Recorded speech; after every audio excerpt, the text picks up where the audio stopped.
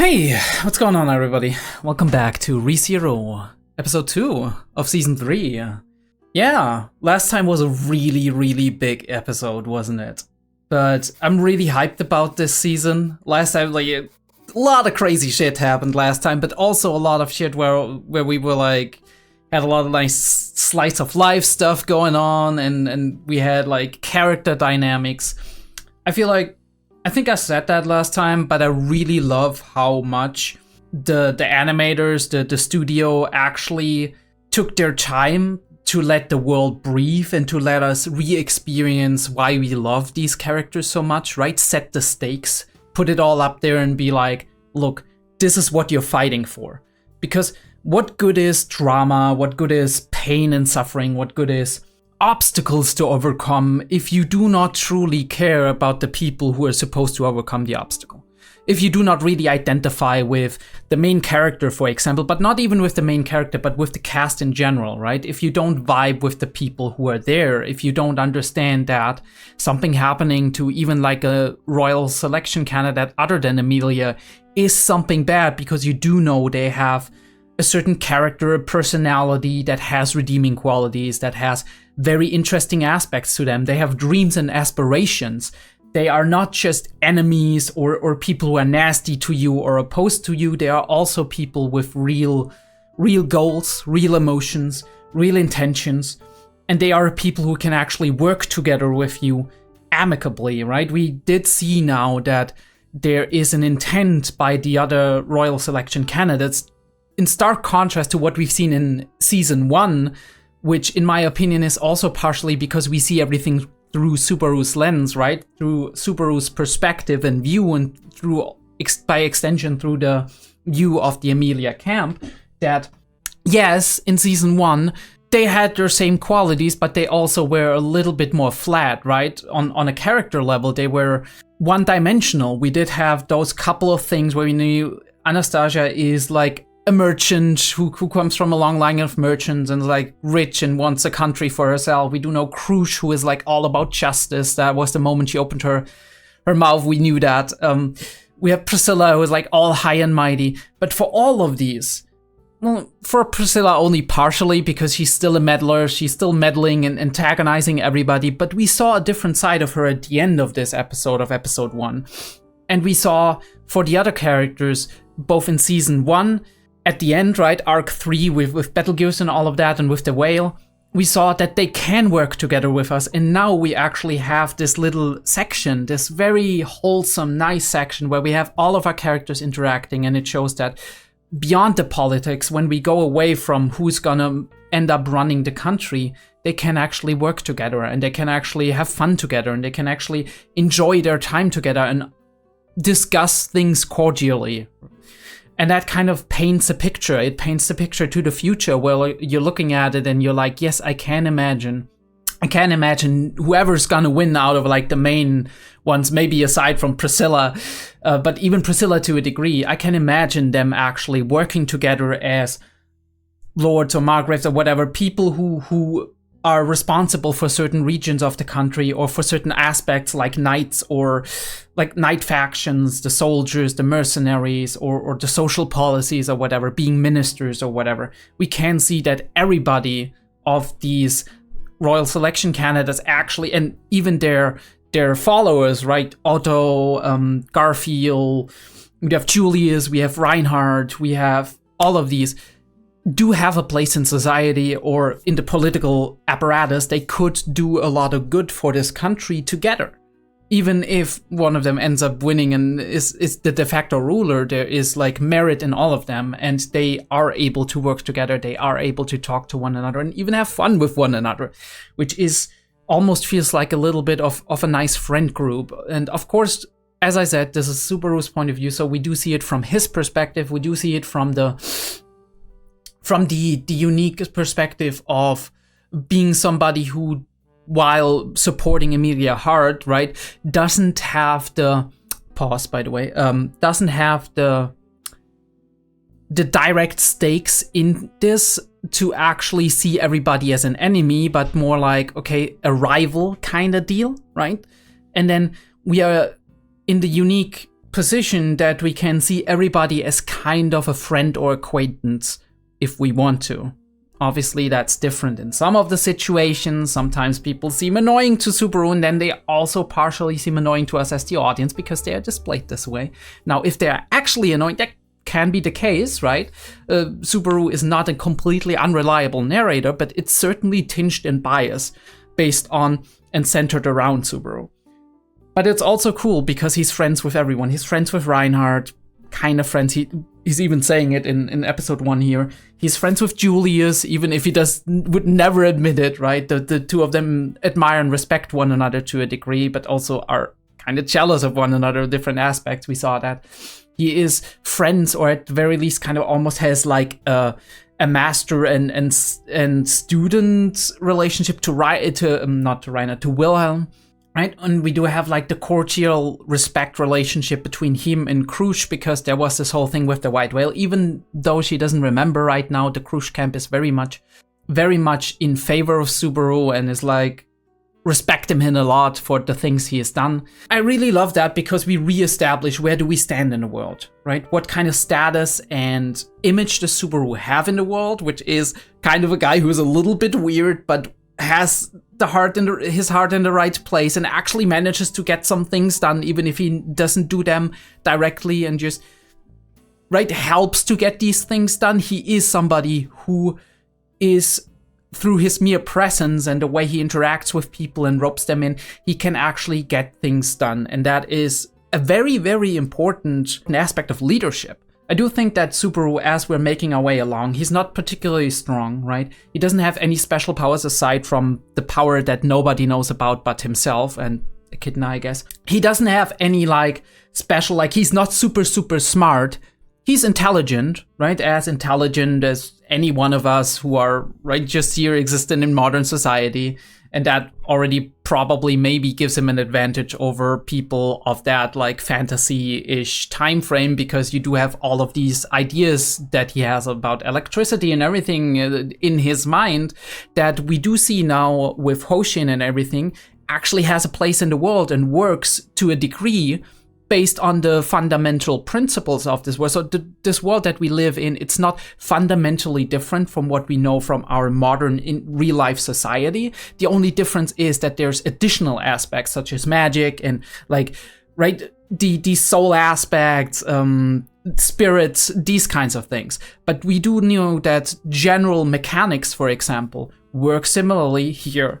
Because we do see Hoshin having all of these inventions and the architecture and the massage chairs and whatnot, right? So they do exist to a degree. And maybe some of our mechanical principles, some of our physics principles can even be applicable to all of these media devices, which are supposed to be kind of devices that are through mechanical means or through manipulation means using magical occurring materials as catalysts in order to have certain effects, right? And to emulate that which people who are magically inclined in the world of ReZero would normally be able to do as a magician or whatever you want to call them, right? Spirit arts user is special, I know that. And the magic system is very interesting with all of that that's going on with the odd, which is supposed to be, I guess, our life force in a way, right? The odd is our life force that comes from, as far as I know, Odd Lagna, which is supposed to be the world soul, basically, that it's kind of tied to the ReZero religion. That's kind of a thing that's not mentioned as much in the anime series because it's not primarily important, but I do feel like this is an interesting tidbit of information which is not really a spoiler, which has been mentioned multiple times in the books, which has also been mentioned in the OVA as far as I know. I don't think it was Frozen Monster, I think it was Memory Snow that actually mentioned that when Puck had his whole magic period thing that Roswell also has occasionally. I think they are kind of similar in that regard, only that Puck is a spirit who has immense amounts of energy and whatnot. But yeah, Odd, which is life force, basically, and you can use your Odd to cast magic, but then it's seeping from your life force. That's what Betty said in that OVA. And then there is our gate, through which we normally basically pass through the mana that exists, right, that we're slowly taking in passively as it goes on, and then we're using that to actually cast magic. It going through the gate, and then through the gate we can actually control it, right?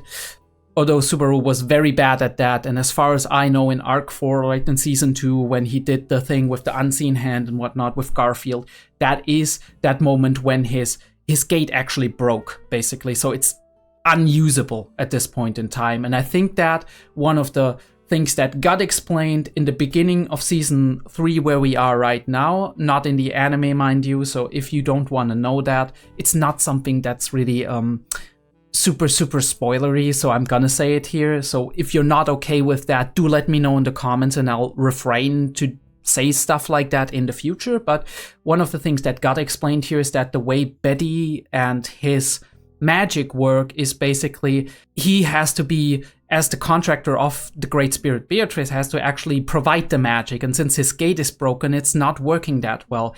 So what they have to do is kind of just slowly gather up magic for months and years to come to actually have a pool of magic that they can use, but it's very inefficient for him.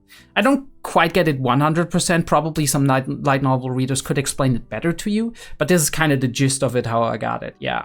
And I think it's very interesting, the magic system. The gate, the odd as the life force, which can be seeped upon but shouldn't be. And like spirit Atsu users are special because apparently they're using spirits, right? Magic through spirits, and they're kind of siphoning that, I think, the magical energy through the spirits, kind of like what Reinhardt also does when he's like just seeping the energy from the environment. So spirit art users are using the mana that is in the atmosphere. It's almost like druids, right? Like the difference between a druid in traditional fantasy, where they draw on nature, and a magician or a sorcerer or whatever who draw on their own magical energy and talent and whatnot, which is also kind of siphoned through the environment, right? Because we take magical energy into ourselves through the gate and through the yacht and just pass it through the gate again to use it. But that's how I've gotten it. That's how I understood it, right? Also, a little reminder of you types of magic that are available. We have the usual standard water, fire, earth, and wind magic, and we do have light and dark. Subaru having, for example, dark magic, which is like debuffs and whatnot, right? Like and shadowy, sneaky stuff. And Beatrice is on the same level. That's why they have such a good matchup, right? She like Herminia, her stagnant time arrows and whatnot, right? Like the little crystals that fire that kind of freeze something in time or let it just crumble apart. That's dark magic as well. So there is offensive dark magic. And her like major trick at the end of Season 2, when we did have that, where she confined the rabbit in like a subliminal space. It's basically like, if any of you are familiar with the D&D vernacular, it's kind of like creating a known dimensional space, basically a dimensional pocket that's away, right? And you can open and close it, but nobody else can. So she shoved them in there, and at this point, right, they just exist there and keep eating one another, since they can replicate infinitely, right? Until there's only one left and they duplicate again and then they start again. So it's an infinite cycle, basically. But yeah, that is dark magic, and we do have light magic, right? And dark magic is called yang magic. I think yang, is it yin or yang? I'm not sure. I think it's yang magic. And light magic is called yin magic, which if you paid attention, Priscilla actually had a sword called the yin sword. Interesting. But yeah, let's get to the primary thing of this episode. We're not gonna go long anymore until we start the episode, don't worry about it. We did have Sirius, the first Archbishop that we met. Well, we met Regulus, but we met him before, and it's interesting. Some people have been like, how does Emilia not remember him? Like, there's a couple of theories that we can point out. First of them is that, yes, Emilia unlocked her memories, but you could see it more in the sense of that she unlocked memories in the natural way you would unlock memories, which is, shout out to Autosave, I think that was the idea of Ben, by the way, that kind of brought me onto that was like, yeah, that makes sense, right? In a natural way, right? So that, or was it Anna? I'm not sure. Either way, that basically she unlocked the memories in the way you would normally have memories, and those memories are way back. So it's kind of just like, bam, they're unlocked, but they're not in your mind immediately. You're not reliving them. It's more like they are here again, right? All the way in the back of my mind, right? It's like it happened all those years ago, and all this time I couldn't remember, but now I can normally remember. So Regulus's face would maybe not be as impressive, especially since she only saw him like a couple of minutes. The other thing is Regulus got whisked away by Pandora, right? There's this aspect, right? She was like, Regulus is in his mansion with his wives, and then boom, he was gone. The consequences of his actions were there, right? Betelgeuse, or not Betelgeuse at this point, Goose actually losing his arm as a result of Regulus, but everything else, right, him ever being there was kind of supposedly erased from reality. So there's that. There's also the aspect of what we're living here is not just Emilia's memory, but also like it is an artificial recreation of what her memory says. So while Emilia might know what happened between Goose and Regulus, she did not see the fight head on. She didn't have those, I don't know, 10, 20, 30 minutes of exposure of them fighting with one another, but rather the only thing that is actually actively within her memory is the piece that is her and Goose being surprised by Regulus, and then her and Fortuna running away while Goose was holding them off, right? So there's that. There's a lot of aspects that could have contributed to her being like, yeah, I could have sworn I seen this guy before, but him not being as prominent a memory. And that is also because Pandora was the one who seemingly got Goose to turn bad, right? Killed Fortuna indirectly, caused all that drama, right? Pandora was at the center of that, while Regulus was only an instrument that was very shortly there to actually make it happen. So while she definitely has some memory of him in her mind, it's possible that he is not at the forefront of that, and especially since she wasn't really thinking about any of that, right? And it's been like hundreds of years ago, so there's this question of, hey, would it be plausible? Because I swear, I've met people in real life before that I've known from like 10 years ago or something, and I've met them in a context that I would not expect to meet them, and then I'm like, is that really that person, or am I just imagining it, right? So that is a real possibility. Maybe it's not, right? I mean, maybe it's a little bit convenient for a plot to kind of create that creepy moment of, holy shit, what is going to happen, right? And what is going to happen indeed, right? I mean, we have a little bit of a hint in the scene where it's like something, right? He is in the city, so maybe he's scheming something, or maybe his home is in the city. I don't know. But either way, he's gonna get involved if we have a scene like with them, two of them bumping into each other, and he is like very weirdly interested in Emilia, and I'm like, oh, holy shit, no, please. Get him away. And Subaru is like, has that instinct immediately, but he remains cordial. And then we have Sirius, like I said, Archbishop of Wrath, silver hair, violet eyes, elf ears, and you're like, is that Fortuna? But we don't know. That's the thing. We actually don't know. We don't know if it is. I mean, there's a strong theory going for it. It's not the same voice actor. I'll let you know that, right? I'll look that up. But it's a strong going theory for people, like even when we read the light novel, and everybody who read that part of the arc was like, holy shit, that like the similarities, they are so spot on. So is that her or is it not? I also noticed, one of the things I noticed when I was going through the episode again was she's like dropping that sentence of, I will use thank you and sorry together, right? Like in one sentence. And I'm like, isn't that weirdly familiar to how Emilia, like that one of like the key things that we have from Emilia in season 1, where it's like, I rather hear one thank you than a dozen sorries, right? Or a bunch of sorries. One thank you is more worth than a lot of sorries. It was like, holy shit, there's this like weird twist on it. It rhymes basically. But we don't have a confirmation of this. We only know that she is like naming herself the same last name as Betelgeuse is, and she's part of the witch cult. She has the same like outfit, aside from her like giant bandages, which is like, what? Is there a connection or not? I don't know, right? I mean, one thing we do know is, because a lot of people might not remember, what is the last known of Fortuna's status, which is she's dead, basically. We know Betelgeuse mortally wounded her. We knew she fell down and like lost her consciousness as she was saying goodbye to Emilia, basically. And she was like seemingly dying in Emilia's arms. And then her being dead happening at the same time as like Emilia losing control and actually freezing the entire forest and freezing her with it, seemingly. So that is the last we know about Fortuna. And I'm gonna leave it at that. The power of Sirius is insane, right? Being able to sync up emotions of people to the point where not just emotions, but the entire experience that is happening is kind of swimming with the people, right? And if you are synchronized to that degree, I mean, I'm not explaining it to you like it is being explained in the light novel. I don't remember how it was explained in the light novel, but it's going in that direction, right?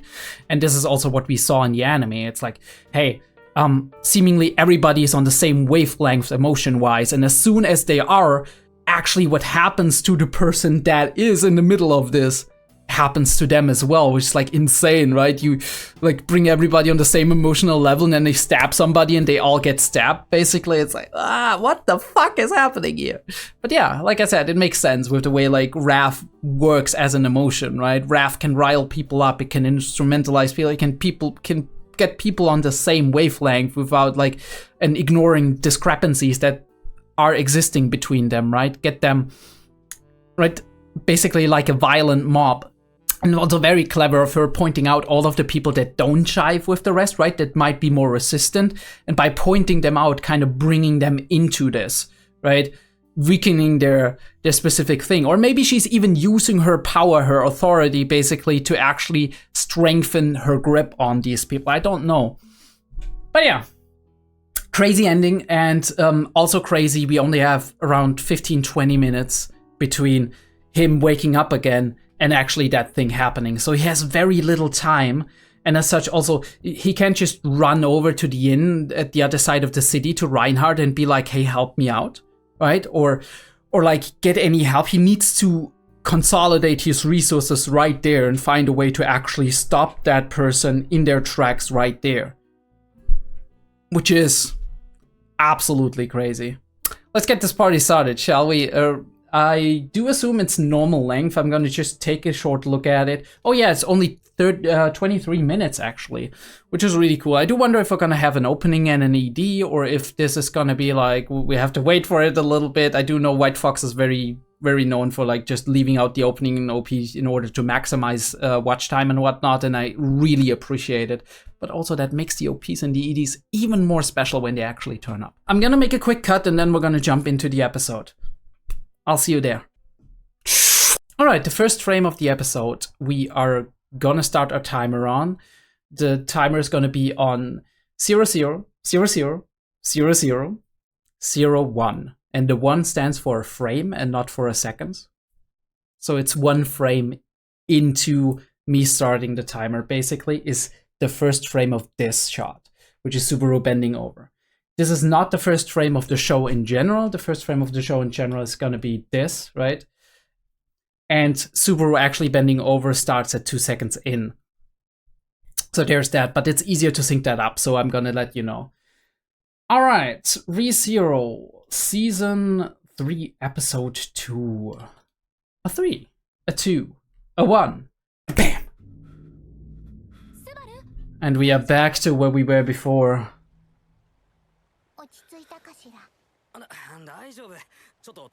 It's hard to get used to that after 1 year of not having that. And it's flashing back. Ooh, I love that.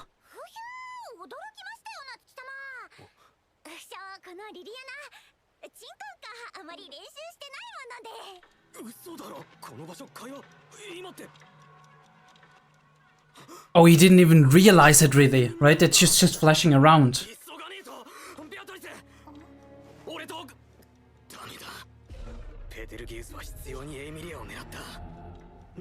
Just take her, dude. Just take her.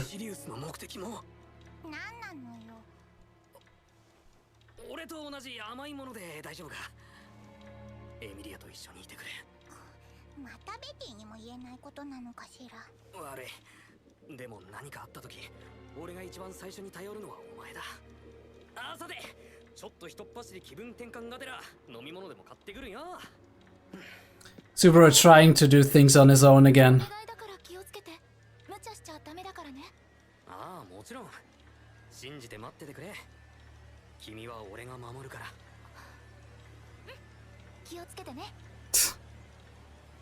Different response, but holy shit, dude.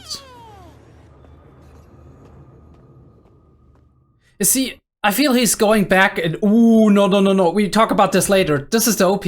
Oh, okay. Lock in.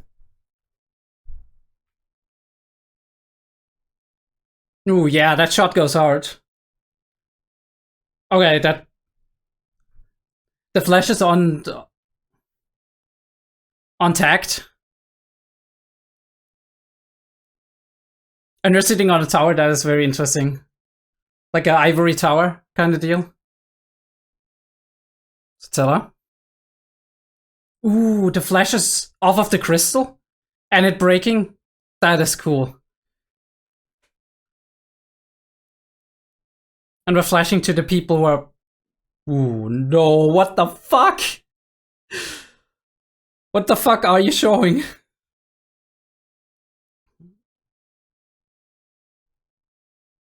Alright, spoilers I guess, people.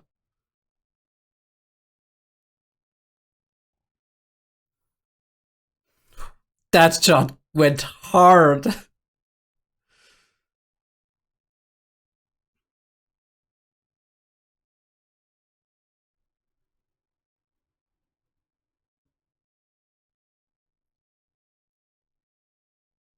Ooh, and just in the... Oh, holy shit. This is so cool. We need to talk about this in the light novel discussion too. Oh, and he's going into the tower. Yeah, I remember that.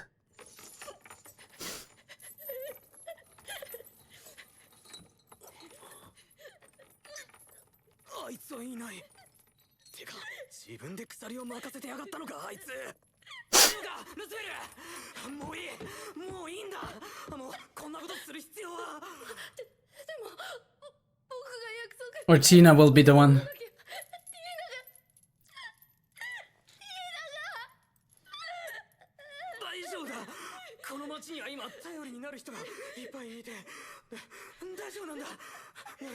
Ooh, he's getting affected by his emotions, I think. Yeah.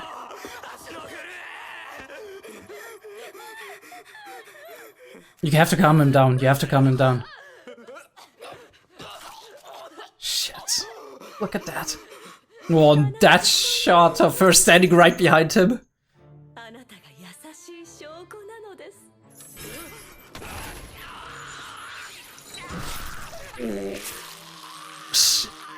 Alright, that...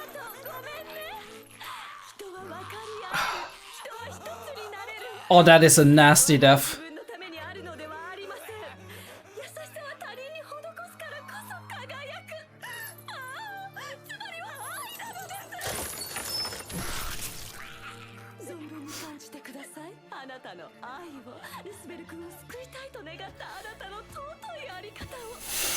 Holy shit, this is... Oh, and he's gonna die from it too.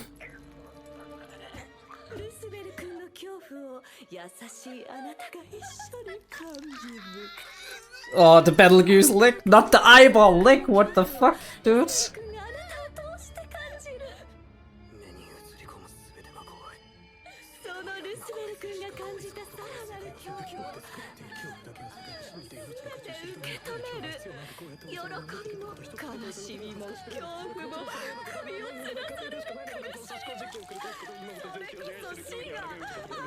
Oh, holy shit, what the fuck am I watching, dude?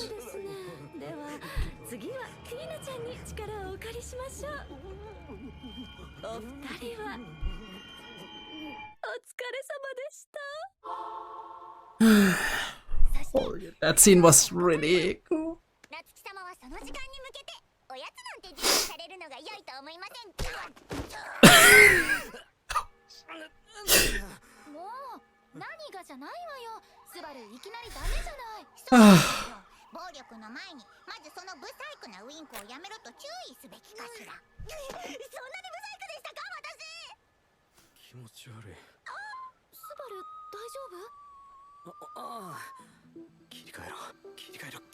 Bro.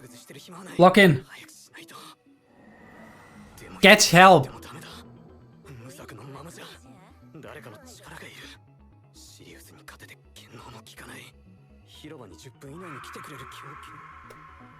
But how do you get them? How do you get them? 頼む、緊急事態なんだよ。ざっけんな。赤毛野郎に嫌味言われんな。ごめんだ。とっととうせろ。さあ、ラジンス、これは冗談じゃない。あと5分もしないうちに。How can you convince him? He can't talk about it. 奴らが来るかもしれねえんだ。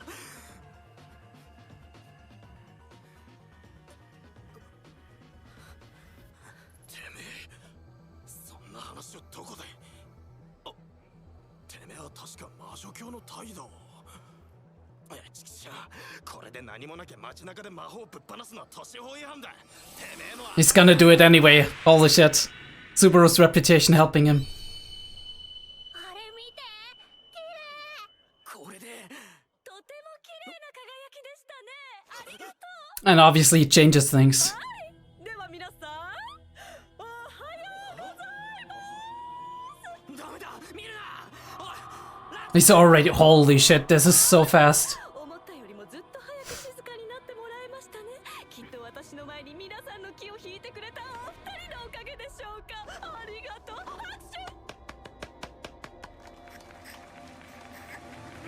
Subaru can slightly resist, you can see it, but it's. Oh, yes. 皆さんが見てくださるまで21秒かかりました。ごめんね。でも喜ばしいです。 And we start again. それじゃあ自己紹介しません。 The theater is in session. Ooh, I love that with the shot of the eye. シリウス・ロマネ・コンティと申します。 Tomoshimas. What does Tomoshimas mean? The Japanese viewers, let me know. いただいてしまってごめんね。でもすぐに終わりにしますから安心していてくださいね。 Like the teardrop. Ooh, and he's here. 僕も手早く終わりにした方が良さそうだね。 Oh. Bro's literally Jesus, he's walking on water. What? しまった。僕が呼ばれた理由は分かった。正しい判断だったね、ラチンス。それとも君の方かな、スバル。 And he's snapping him out of it. ラインハルト。ああ、僕だよ。大変な状況だったようだ。あれは滞在司教だね。あいつは他人を洗脳する力の持ち主だ。なるほど。もしかして赤毛のあなたは有名な剣聖さんではありませんか。ああ、そうだ。あいにくまだその称号は僕には過分なものだとわきまえているけれどね。待て、ラインハルト。そいつと話し続けちゃまずい。そうだね。僕の呼ばれた本会だ。問題を片付ける。なんて企画が。ラインハルト、そいつは任せた。薬か、厄介だな。 He's just using his hands.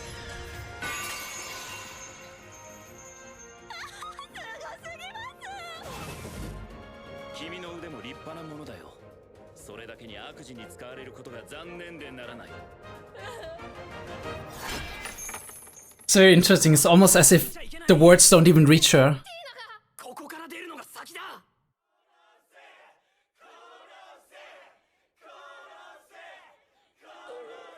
Right now, there's not somebody who kills somebody. 一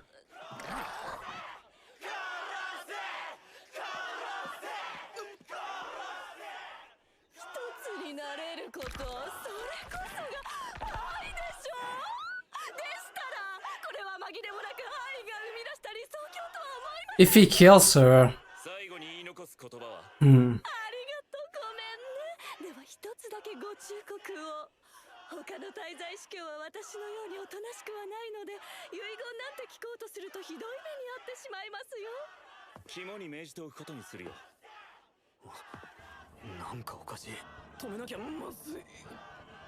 分かり合うこと、譲り合うことみたい。 You're looking at her, so you might be affected by her, Subaru. 一つになることこそが愛のあるべき真実の形。 And she keeps talking about love.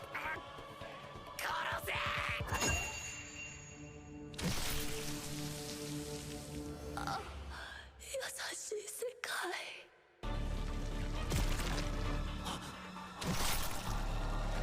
Yeah. そんな。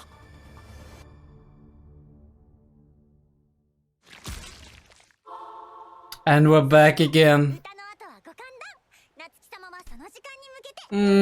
How the fuck do you...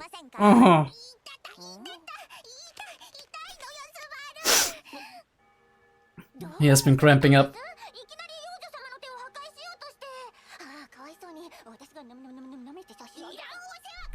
I'm sorry, what, Liliana? Do we need to lock her up?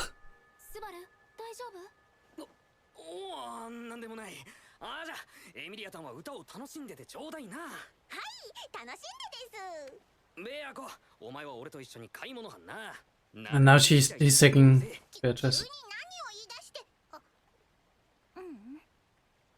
And I love that. She immediately understands when she looks at him. Emilia feels it too, I guess. Even Priscilla.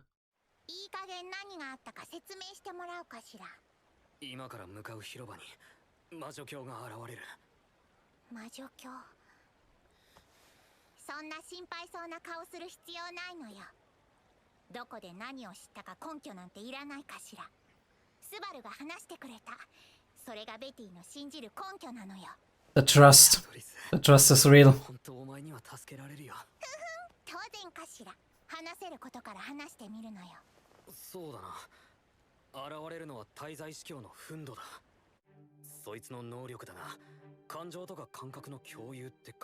And sensations.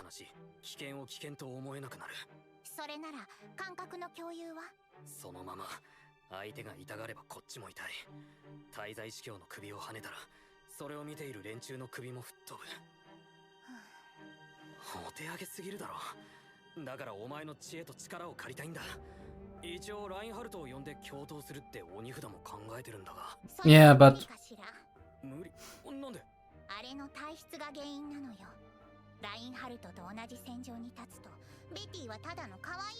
Ooh, yeah, because of his, like, magic thing.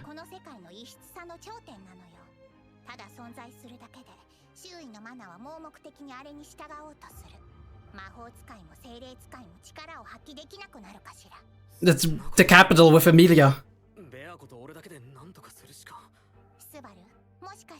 Oh, I love that shot.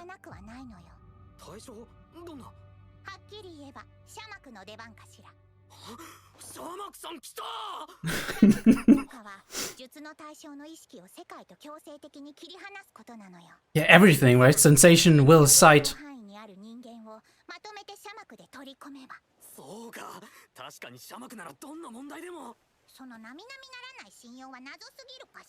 Because he's used it like 5 times and each time it worked. Was like a Shamak fanatic.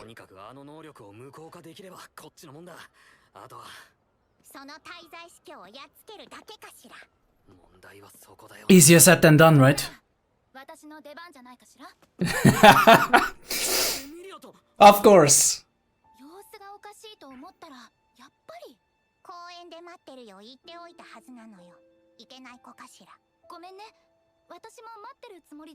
Yeah.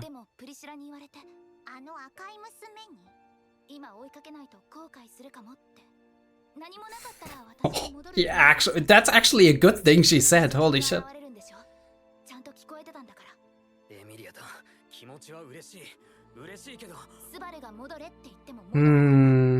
Stop trying to protect her. It's her responsibility as well.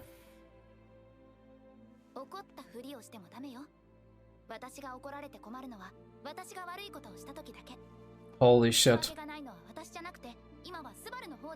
Stand your ground.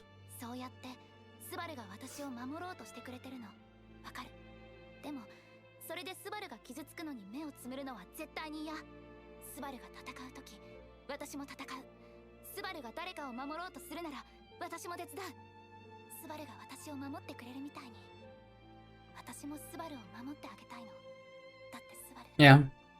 Didn't we have that in season 2? Why do we have to suffer alone? Come on. Rely on your friends.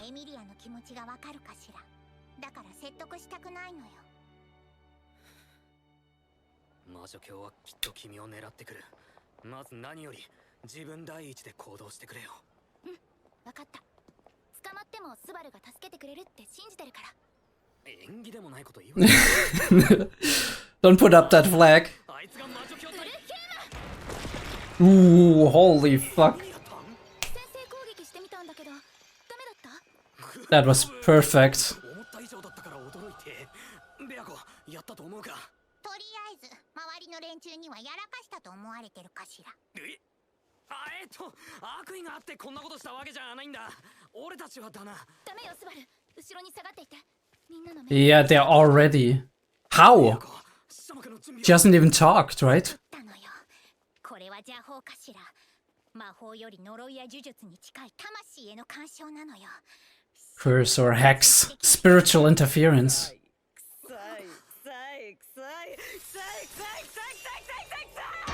That made her angry, I guess.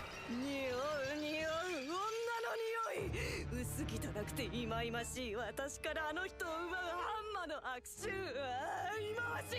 私からあの人を奪っただけではまだ飽き足らないのか。薄汚いハンマー。 Oh, that stance! What the fuck?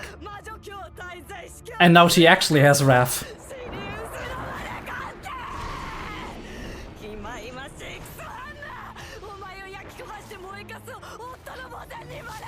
Ooh.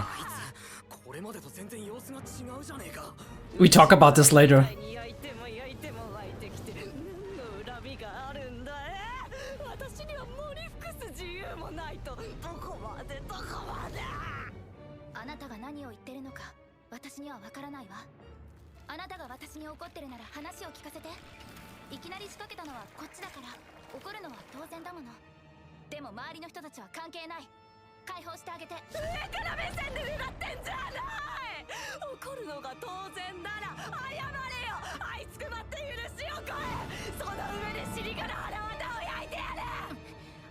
Holy fuck.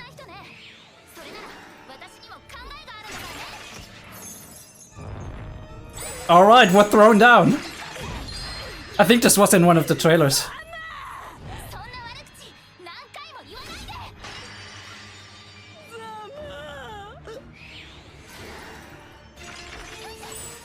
Ooh, that was cool.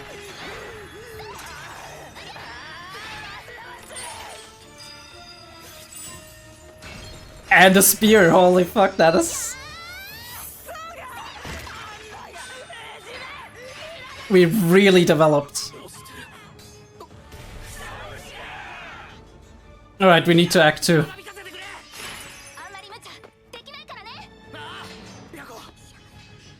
Alright, Dream Team, let's go. Oh, I love this dude.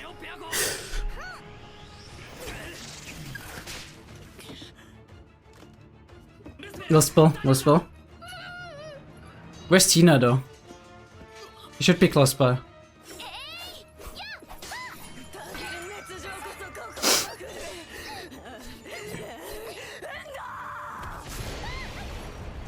Wrath, fires like Wrath.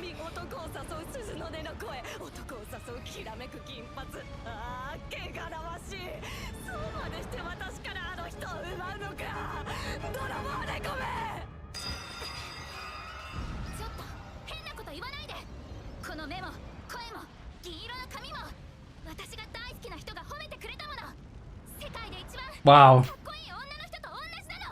That is a statement.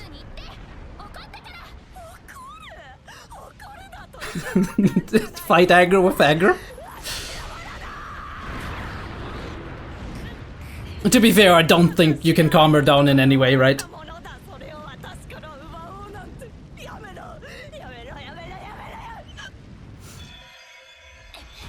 And she's talking like Battlegoose.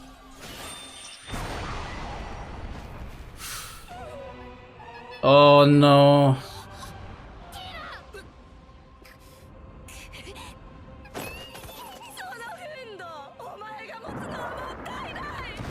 Shit. Yeah, that got her, of course it did.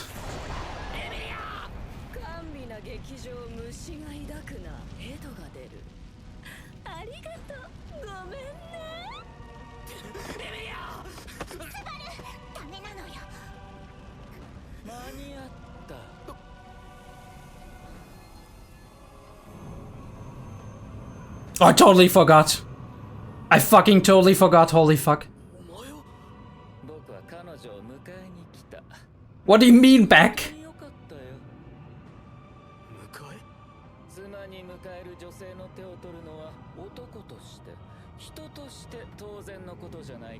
My bro, what are you on about?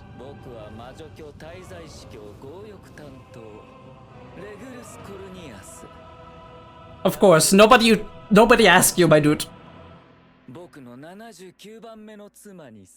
70. I'm sorry, what? My dude?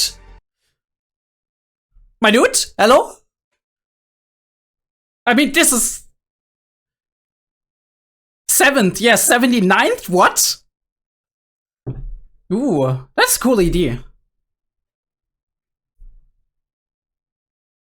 Grand Gorilla? Oh, those are beautiful frames. With the flowers and everything. And then everything goes dark. Oh, and bleeds. Oh, what the fuck, dude? And the fire. Hello, Sirius. Alright, when we see weird rotation shot of Regulus. Ooh, and another one. Who are you? I mean, we know you, I think. Ooh, Subaru going for the whip. That goes hard. Wouldn't be a ReZero intro without a lot of blood spilling, right? Ooh, that is a cool metaphor with all the hands. Stepping into the blood. Ooh, holy shit. Cool symbolism. And the window? The window at the end? Oh, that's cool, that's cool. Okay. I mean, we have established what is going to happen. Let me say what I actually liked about this episode. ReZero is not known for its animation. Right? ReZero is not known for its animation, at least not on the grand scale of things. We have a couple of battles which are really cool, which I do remember from ReZero. First of all, I would say most like the earliest battle that I really liked was the one where the first battle that I really liked in terms of animation and everything that I do remember was obviously a couple of scenes from the Battle of the Whale. And the second one was probably Julius versus Betelgeuse at the end of Season 1. Season 2, we had a couple of scenes which are really cool, but most of them weren't battle scenes in the traditional sense. Yeah, I mean, I guess the finale with Berko and Emilia kind of against the rabbit, but even that wasn't a traditional battle. We did have like the beginning section with Rem versus Gluttony, which I didn't find all that exciting in terms of like how the animation was done. Although I really liked how the caravan went into Regulus and everything just fucking dematerialized. That was a cool shot, like a cool sequence of shots. But there aren't that many really, really cool battles happening in ReZero. And what I really was kind of anxious about is how would that pan out to be in this arc where there's like a lot of archbishops and a lot of combatants in the city. And we have Regulus, we have Gluttony from the intro we do see, or ED. We do have Sirius on there, right? We do have Emilia and Reinhardt as combatants. We have Julius in there. We have Wilhelm. We have Krusch, although Krusch is maybe not as active. I don't know, right? Because she's like lost her memory, but she should still be able to fight pretty well, right? So we do have a lot of people who can fight on both sides, and a lot of people making trouble. So the question was, how would the animation be, especially with that early scene like with Sirius, who was doing a lot of animation. And while I'm still not the greatest fan of the whip animation, we saw that when Rem was doing her Morning Star action in season 2 episode 1, 2, whatever. I think it was 1. And we did see that once again with like Sirius, and it's nothing extremely exciting. I did really love the animation when it came to the Emilia and Sirius fight here. But we'll roll it up from the top. I do want to talk a little bit about main themes, right, that are going on in this episode, interesting points and issues, and then we're gonna wrap it up and we're actually gonna probably, if there is enough material, put it over to another discussion. It's not gonna be even close to the amount of time that I spent on analyzing episode 1, obviously, because episode 1 was 90 minutes. That was 3 episodes worth of discussion. And if you look at my discussion on Monogatari and other series, you do see that actually the ratio is pretty good in terms of like 90 minutes, because normally for a 25-minute episode, I sometimes have like a 1-hour discussion. So to spend 2 hours analyzing 90 minutes, it's not all that much.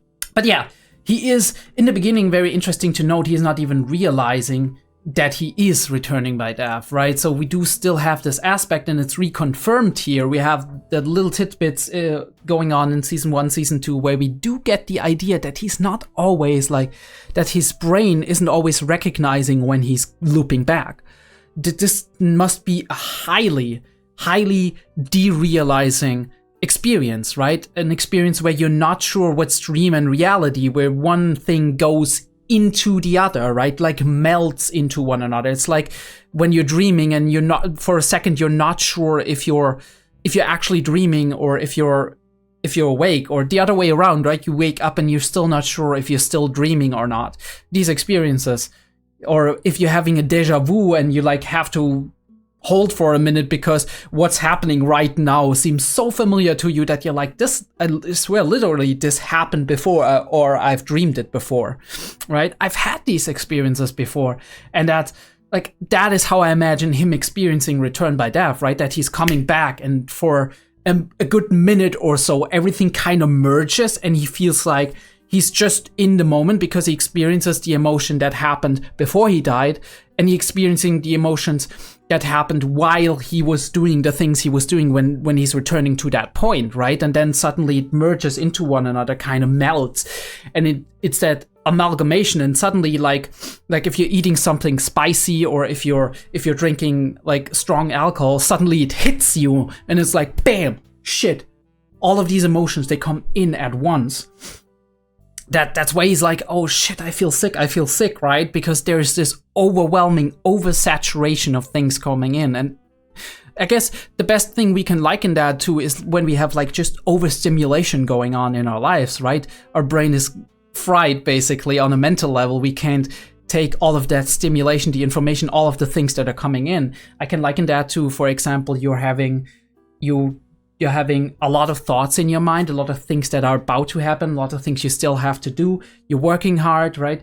You're like, maybe you have other things spooking around in your head, and suddenly there comes something, like somebody tells you something that is like a very impactful message on an emotional level, most of the time negative. And then suddenly it's like, shit, all of this stuff that's floating in, I'm not even recognizing it anymore. There's like, I don't know what to filter out and what to keep. I don't know, like, I'm overwhelmed in the situation, and this is how he feels, I guess. And we display that very well with him, like, the entire world basically being on his shoulders here in that scene. But yeah, we're choking around, and he's just trying to get a hold of this. And this is like, I feel like he's falling back into his old pattern of behavior, right? His old pattern of behavior, especially season 1, but even parts of season 2, he was like, I'm gonna do this myself. I'm gonna protect everybody from getting involved because it could be trouble, right? It could spell their ruin, so I'm gonna handle this. Despite the fact that he very well should know that he can't handle this alone, that this is way too complicated a situation. He's gonna die like 5, 10, 20 times to actually get to the point where he can handle it, if he even can, right? Or until he admits, shit, I need help. And we have that topic again later with Emilia when she comes in, but we'll talk about it as we go on. OP analysis in the other video, right? We jumped the OP. I'm gonna warn you too, because OP probably has a couple of spoilers, right? So we do have the tower. He's going into the tower. He's like, I'm gonna get lustful out of this, and then maybe things are not going the way they're going. And I thought that immediately the second I saw it. You have to keep in mind, I'm a light novel reader, but I haven't read this series in a good year, and Arc 5 is even further back, because last arc I read was like the beginning of Arc 7 and all of Arc 6, and Arc 6 is super long, so I don't remember all the details about Arc 5. I know the rough strokes, but I don't know everything, and then it's like something happens and I'm like, oh yes, that was a thing! So in a way, it's not a first time experience, but it is definitely an experience where I'm like, oh shit, yeah, that was a thing. I forgot that, right? And it still surprises me to a degree. Love how we're looking through the crates here, but yeah, as I said, like we're doing like the analysis of the animation a little bit more in the other discussion. And he's like, I gotta keep my promise to Tina. I have to, right? And this is insidious, right? Making him tie himself up, not even in that state of like even vibing with anybody emotionally. And he has to do it because he gets threatened with like his friends that he absolutely loves, right? Childhood friends, whatever. And he's sacrificing himself for her. And we do have that absolutely, you almost don't see it because it's so dark.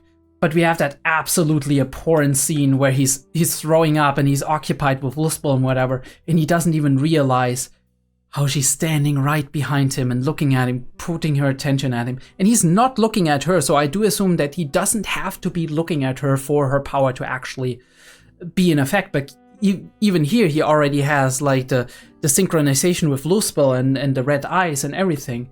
And then the chain appears in front of him and just drags him back, right? Is proof of how kind you are.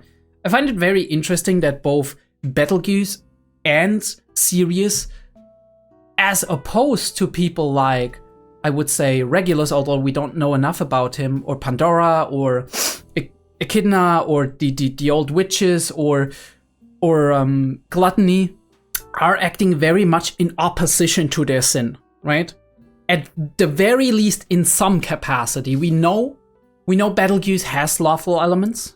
We know, as of this episode, Sirius has wrathful elements. But we do know that, in general, their modus operandi, their like standard way they behave, is not in line with the emotion or the sin they are representing, right? Because Sirius here is wrath, right?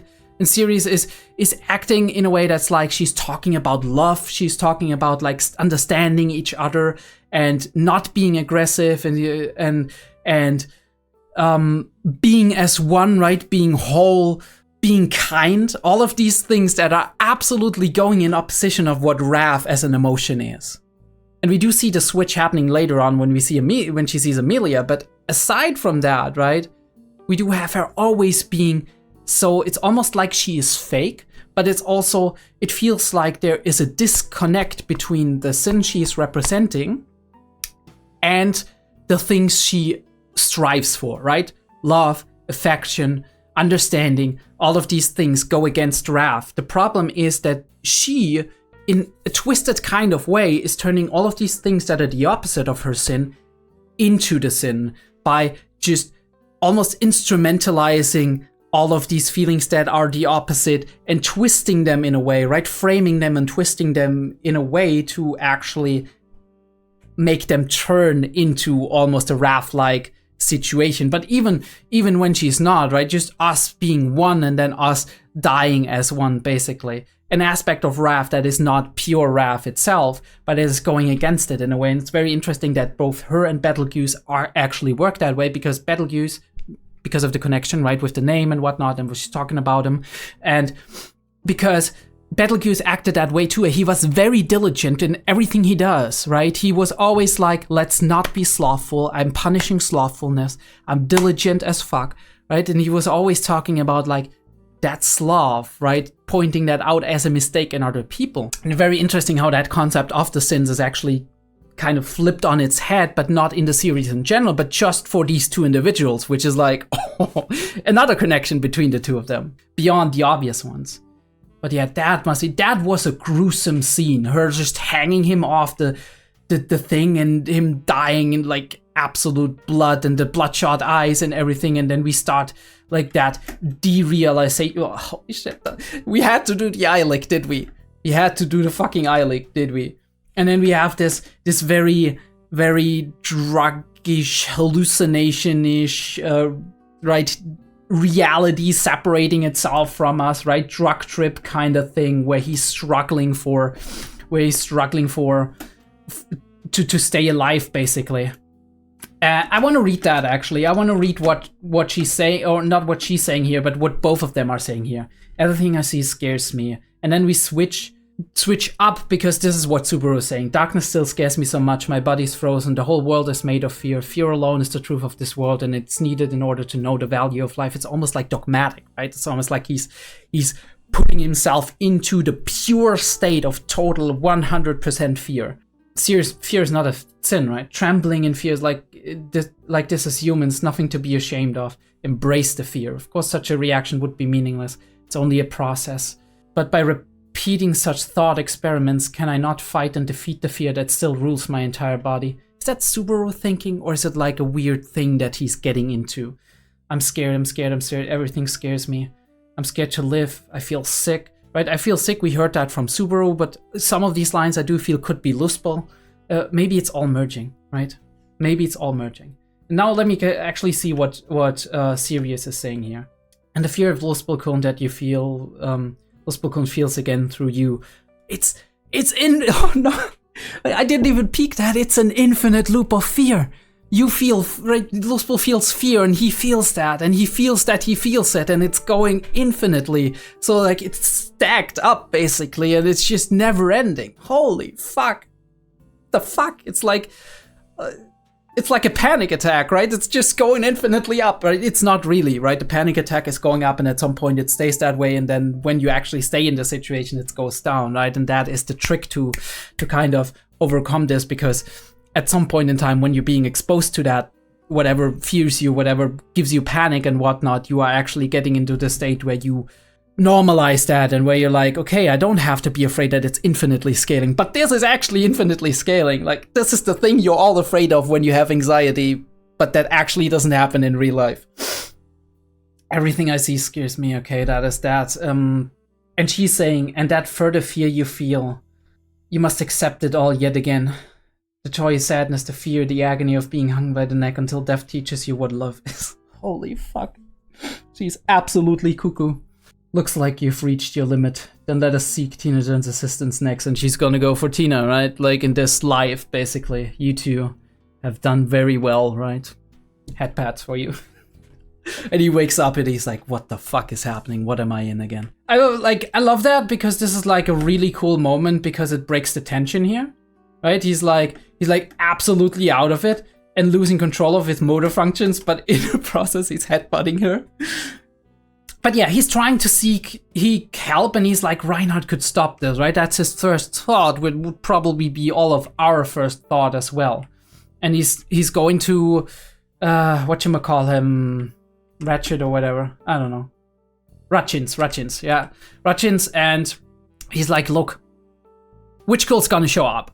And this is what he believes, and it's really cool that we see like Subaru's reputation of defeating a witch cultist actually having an effect, that he's like, oh shit, this might be serious, right? This dude defeated one of them before. When he's saying they're maybe here, this is a serious situation. Okay, I'm gonna do it, right? I'm gonna believe him here, and we're gonna get Reinhardt. But the thing is, she uses that like that attention that everybody is suddenly pointing at very close to her to actually catch them quicker, which is insane, right?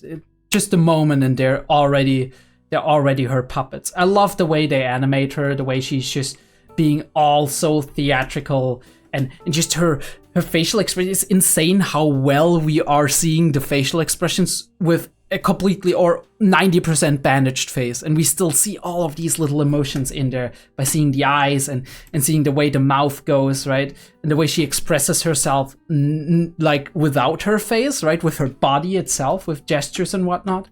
Look at fucking Reinhardt being Jesus walking on water. Hello? Love that shot that we're going in there. And we have that view up on like most of the scene is sky, and here we see her looking down, almost like perched up like an assassin or something. And he snaps them out of it, and we get our first real fight going on here. Him using only his feet and hands to actually repel her, which is really cool.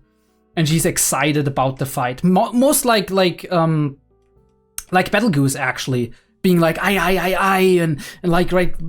Agitated and getting herself into it. There's so much overlap in the pattern in what the way they are talking, the way they are getting excited about things. I wonder if she's just emulating him, or if this is actually just something that both of them have as a characteristic, and that is one of the reasons why they have this connection, right? Why she has feels this connection to him. Like a corpse reanimating, she's just getting back. But Reinhardt obviously can kill her. The thing is, Subaru feels there's something wrong. He's like, the moment before that, he's trying to resist it, and supposedly, at least from my like perspective, he might have a slight resistance against her for some reason, maybe because of his Slav witch factor. It's also interesting, I do wonder if Sirius actually feels Subaru's Slav witch factor, or if she doesn't. She hasn't said anything to that effect yet, so and Reinhardt kills her because he feels like it's necessary. Interesting fact about him, that he's not gonna just knock her out, but he is actually willing to kill somebody if he has to. We saw that with Puck as well, so I guess I shouldn't have expected otherwise. But he doesn't realize that at this moment they're all mad, right around him. They're mad and they're like, kill her, kill her, kill her. But what he's thinking is they're going mad due to her, right? And he's like, when I cut off her head or body or whatever, right, when I kill her, then all of them are gonna snap out of it. But that is his mistake. And that is the moment when Subaru himself also dies. That is a very beautiful frame, by the way, really cool looking frame. And this is why Reinhardt can't fix the situation. He could help, probably. I do think he could help, like with the fighting and everything. But obviously, he's not gonna fix the situation in its entirety. So we do need to think about something else, right? Or something additionally that we can do in order to, avoid them all being synced up while she's being killed. And this is when he realizes he needs somebody else for help, right? Not just somebody outside like Reinhardt. And then he falls back to Betty because he relies on Betty, because they are our team, they understand each other very well. And I do like how fast she picks up on that, being like, okay, he's tense, right? He pressed her hand and everything. He's tense, and he doesn't want to say it in front of Emilia and the rest, but he's finding an excuse for the two of them to go there. But we see that, right? Emilia immediately being like, something's wrong. And Priscilla also being like, I noticed something's wrong. And I find it very surprising that she's like, you better go after him. Very surprising, because this is, in my opinion, advice, right? An act, not just like in spite or whatever. She's like, I noticed something. You better go after him or you're gonna regret it. That was a nice, cordial act between the two of them. I find very interesting. And we talk it through, and I do love the bond of Beatrice saying, hey, you don't need to tell me everything if you can't. I trust you, right? If you say something, I'm like, it's like Otto in season 2. It's like, I trust you. The two of us, we're tight, okay? Just tell me what you can tell me, and let's get the situation cleared up. And Subaru straight up, he's like, witch cult, blah, blah, blah. Those are the powers. This is the conundrum. And we kind of make a couple of guesses. I love how we're switching perspective back and forth and whatever to keep it visually interesting while we're having the convo. And then we have like I love the focus pull. We have like the focus, not the focus pull, but the way we use artificial camera focus to actually have the tower in the background, but be it out of focus and have like the foreground that we have here. And now we go in here, right? Look at the tower, we focus pull into the tower, actually have it in focus, and then we have Subaru here. Subaru is in focus again. Maybe Betty point of view, probably not. Maybe Betty point of view, probably not, because it's like same height as Subaru, so we're having an artificial camera point of view, but Subaru is the focus, but we're looking at the plaza basically, right? Oh no, it's Emilia point of view. All right, yeah, it's Emilia point of view, because she says, I don't think so, right? You're not gonna do this without me. And she's right. She's fucking right. It doesn't matter what Emilia being here, we couldn't know that, right? What Emilia being here has in terms of like what an effect that has. It is important, very important, that she stands up for herself here and is not like bad girl, I suppose. Betty, shut up. Shut up. You would want to come along too, right? That is the right choice. Being like, hey, look, I understand. And I love that, how she's going into herself. She's like, I'm determined. No, I will help you. You can't tell me to go back, but I won't. This is serious, this is trouble, this is witch cult, and this is also my responsibility. I don't see it as my sole responsibility, right? I don't feel guilty about it, because this is just how it is. And I think that is already a step forward, because she would have probably seen it as her sole responsibility back in season 1, right? all of the persecution stuff and the stuff like with the witch cult being directly connected to her. These things affected her a lot more when people were saying it's all because of you that the witch cult is here and stuff like that. But now she's like, this is my problem, but it's not just my problem. And it is your problem, but I want to help you because we are in this together. And that is very important, I think. That is like a very, very important statement to make, to be like, no, Subaru, I'm not gonna have you have your low-key chauvinistic, but also kind of just coming from a place of care way of being like, I don't want to involve you in anything dangerous. I'm the one who protects you, and you can just live a relatively carefree life as long as I'm the one suffering. I'm dying 1,000 times for you, and you're just gonna be like not involved in this. I'm gonna clear that up without you. That's not how this goes, right? There needs to be mutuality, and I do love that after season 2 we have that Emilia is standing up for herself and is being like, no, I'm going in there with you. We're a team. We're gonna do this together, right? If you want to be kinda my knight together with you, whatever. Obviously it's not been defined so far in the season or whatever. If you want to be that, then we need that equal level status, that equal level situation where you can tell me these things and we're going into this together. And if you explain to me exactly why you know this is a bad idea of me going into this, right? Because there's something more important I could be doing, or there's some specific aspect of this that is me going into the situation would make things worse. Then yes, I'm gonna listen to you. I'm gonna be like, okay, take care of yourself, right? Maybe I'll get some help, or I do something else, help some other way. But if you're not telling me this, and all this is just you wanting to protect me from harm, then I'm not gonna accept that. And I love that development. It's really cool. And yes, Subaru is the one being unreasonable, and Betty's like, I feel the same. I don't even want to argue against her because she's right. Look how he looks. I mean, it's very low poly, but he looks so sorry in this situation. You better be sorry, okay? Stop being all like, I'm gonna do it by myself. Stop regressing to episode, like core 1, season 2, okay? And we start this and Emilia is immediately like, gotta put a lid on it.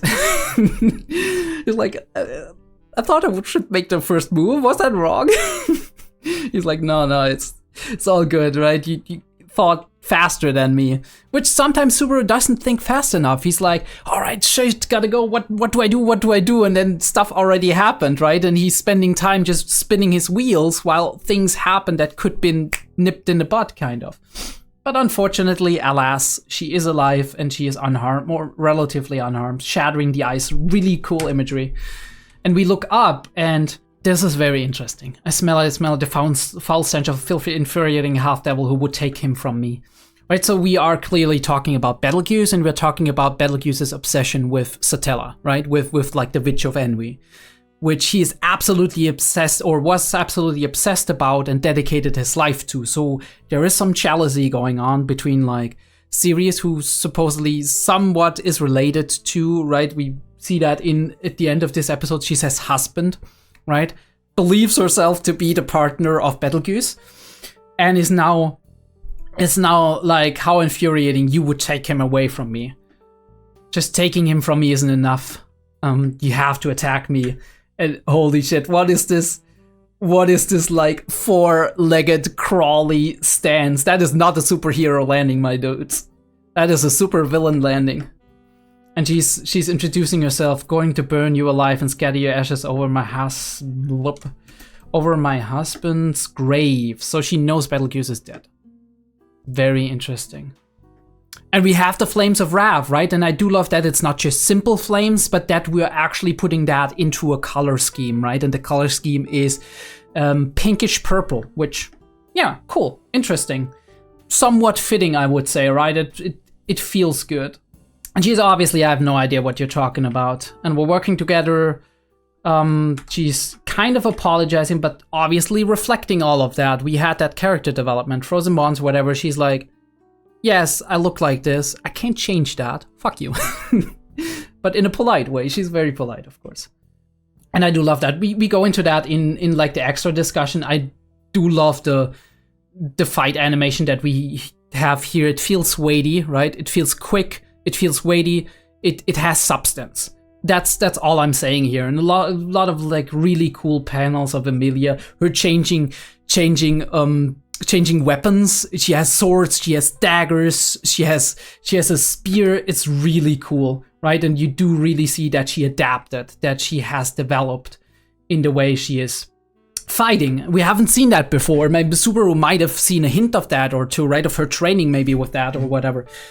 And now we're going into a role. Subaru is doing the thing he can do, which is rescuing the people that are not at the front of the fight and actually trying to get them out of the situation, doing what he can do. And that is an important thing that he has also learned, that he has to rely on other people to actually, right? He can fight himself and he knows that, and he should be aware of that, right? Maybe one day he is able to. I still think it's a mistake of him to not be like, okay, let me learn the sword from Wilhelm a little bit more, let me just fight. But at the very least, he has his whip, which is more in line with him, like just being an adventurer and not like a fighter, a knight or whatever. He is a knight in title, but not in that way. Felix isn't either. I think Felix probably can fight with a sword, but probably not that well, and is probably more of, as we have seen in season 1, a healer, right? So he's not the only one, not the only knight who is not like primarily melee focused, but he learns that, yeah, he has to rely on other people that have just more talent or more practice in the things that they are doing, right? Are better at that, rely on them to do these things, right? And he can then swoop in and actually do the things that he can. Being a leader, rescuing people, right? Consolidating people, right? Organizing people, being creative with plans. He can do that. We know that, right? The whale battle, where he will, like, his entire thing was him actually being the bait. That was his strategy, but it was a really good strategy. Love the anime. Holy shit, the eye shot is beautiful. Beautiful. She looks kind of like a witch, right? Emilia looks kind of like a witch in that. Maybe that is right? And Emilia's like, you're making me angry, right? And she's like, you would claim that emotion from me? From me, like the Archbishop of Wrath, you would claim that from me? Don't take it away from me. It's like, you take my husband, now you take my emotion. It's very interesting also that Emilia is not getting affected at all by her ability, by her power. I do wonder if the reason for that is that she has a natural resistance to it, or that Sirius doesn't want to affect her, right? That she does not want to sync up with her out of repulsion, kind of, right? Because she is repulsed by this person. Or if that is maybe has something to do with her being a spirits art user. But either way, obviously very unfair. She's pulling a hostage, a little child of all things, in front of her.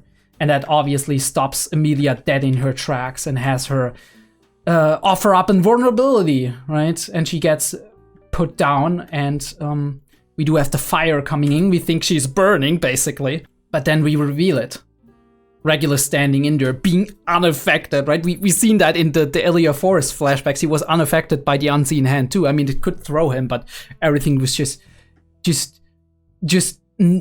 not affecting him, which is insane.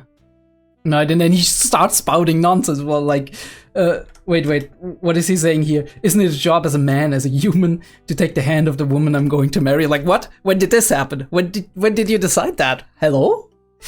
And then he's introducing himself. Nobody asked, dude. Nobody asked. I will be as promised. Promised? When was this promised, right? What? 79. 79 wives. Hello? Can we see like the marriage certifications of that? Can we like maybe go to like the to like the marriage whatever office and say like, is this legal? Is this legal? A showdown of fire and ice. Really cool episode. And we do see DED. We're actually gonna look at that in the extra discussion as well. But I'm gonna end it here. So far, I'm really happy about what they're doing with the adaptation, really. I'm really happy. I think the pace is going well. I think we're introducing most of the interesting elements. Obviously, there is always going to be cuts from source material, which is a light novel, right?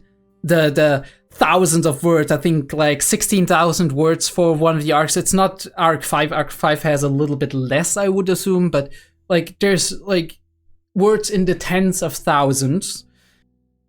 that's obviously not going to be able to be all adapted, and not everything is as important as everything else, right? There's something lost in there, and if you have the time, if you are able to, if you enjoy reading books, I would recommend you read the light novel, because it's really cool to see, like, after you've seen the anime or whatever, to just see the differences, to see like the additions, and it kind of fleshes out things more, and you have way more of a close connection to the source material then. And going into that, you don't need to read ahead, right? You can read to the point where the anime ended, and then you wait for the next season, and you are so much more involved. So I do recommend that. It's really a good read in general. Especially now that it's a light novel and not the web novel, because the web novel is a lot bigger in terms of like word count, and also obviously web novel has a lot of fan translation, so there's like a little bit of like weirdness when it comes to that, as much as the fan translators are doing a good job here and there. And I'm really appreciative of that we even have that we can read that, and we can adequately read what is actually being conveyed here with the books and everything. I read parts of the web novel as well. I think back in Arc 4 or whatever, I read possible that I read most of Arc 5 in the web novel and then read Arc 6 in the light novel, because at that point in time they actually had adapted it to the point where I could read it. But yeah, if you do like these videos, these deep dives, these reactions as well, do let me know. Give me a like and subscribe. And don't forget to check out all my social links. I do have a Discord that's not very active, but the more people are in there, the more active it gets. I do have other series. Disco Elysium, we're playing through that game. Monogatari, it's gonna end soon. Off season and monster season, but I'm really excited about the finale. Probably gonna talk a long time about that as well. Go check that out. And we do have one slot, which is a rotation of Monster and Technolize, which are two long-going series that are more slowly paced and a little bit older, so there's not as much of an audience there. We also have Jujutsu Kaisen and Spice and Wolf. I want to kind of shortly address that to everybody who's watching my videos on the regular. Spice and Wolf will be finished when I have more time, right? I'll finish out the season. Maybe I'll even do like a final review where I'm like, oh, this is what I like, this is what I didn't like, right? All of these things. Maybe read one or two excerpts of the light novel again. And Jujutsu Kaisen, we're gonna finish season 1, and then I'm gonna ice it, right? I'm gonna ask the YouTube audience if they really want me to ice it for the time being. We can always go back to it at some point in time. The point is, I can't reliably do it at this point in time. You need to edit a lot for Jujutsu Kaisen, and also there's not that many people who are interested in me actually watching it. And it's very focused on animation, and as much as I do really enjoy the animation and everything, obviously this is in many ways not the main reason why you come to this channel. So yeah, but check it out, see what you like, right? Check out the Patreon too, with early access, tiers, and like the full length reactions of everything I'm doing.